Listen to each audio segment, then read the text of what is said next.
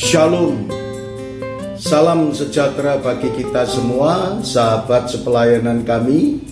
Pada kesempatan ini marilah kita merenungkan kebenaran firman Tuhan dengan pokok bahasan Abraham dibenarkan karena iman.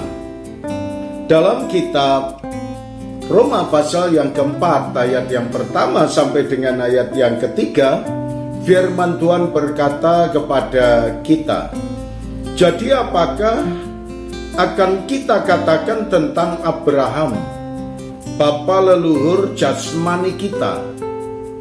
Sebab jikalau Abraham dibenarkan karena perbuatannya, maka ia beroleh dasar untuk bermegah, tetapi tidak di hadapan Allah. Sebab apakah dikatakan nas kitab suci, lalu percayalah Abraham kepada Tuhan, dan Tuhan memperhitungkan hal itu kepadanya sebagai kebenaran. Saudara sekalian, ketika kita berbicara tentang kebenaran dan hidup dibenarkan oleh karena iman, dan Tuhan berkata kepada kita bukan karena perbuatan, tetapi kita tahu bahwa iman yang membawa keselamatan, dan setiap orang yang beriman kepada Tuhan Yesus dan yang sudah diselamatkan, maka orang-orang itu harus melakukan segala sesuatu yang Tuhan ajarkan melalui perbuatan-perbuatan yang nyata di dalam kehidupan kita. Perilaku kita bagaimana, kehidupan kekristenan kita bagaimana, tutur kata kita bagaimana, sikap hidup kita bagaimana, karena Tuhan mengajarkan kepada kita. Abraham diselamatkan karena percaya kepada Allah. Bagaimana dengan keberadaan sekarang? Kata firman Tuhan, iman itulah yang membawa keselamatan. Demikian pula saudara, dalam kitab Roma pasal yang pertama mengajarkan kepada saudara dan saya ayat 16, firman Tuhan berkata kepada kita, sebab aku mempunyai keyakinan yang kokoh dalam Injil, karena Injil adalah kekuatan Allah yang menyelamatkan setiap orang yang percaya, pertama-tama orang Yahudi tetapi juga orang Yunani.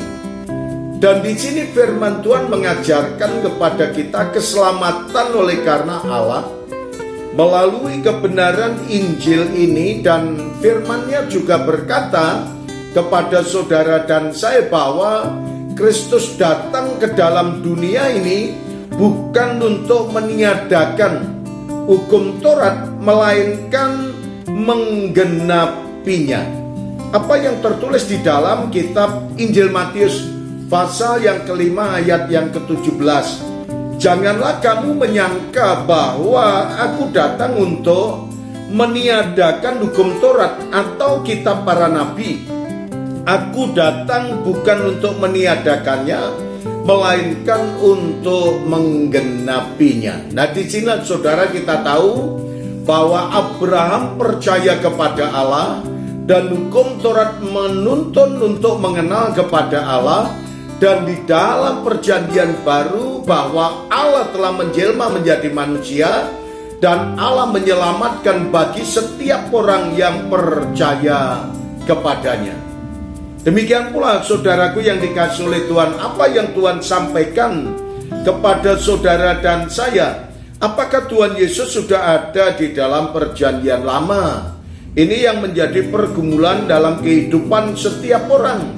Tetapi firman Tuhan mengajarkan kepada kita bahwa di dalam kitab Injil Yohanes pasal yang ke-8 ayat yang ke-58 berkata kepada kita, kata Yesus kepada mereka, aku berkata kepadamu, sesungguhnya sebelum Abraham jadi, aku telah ada.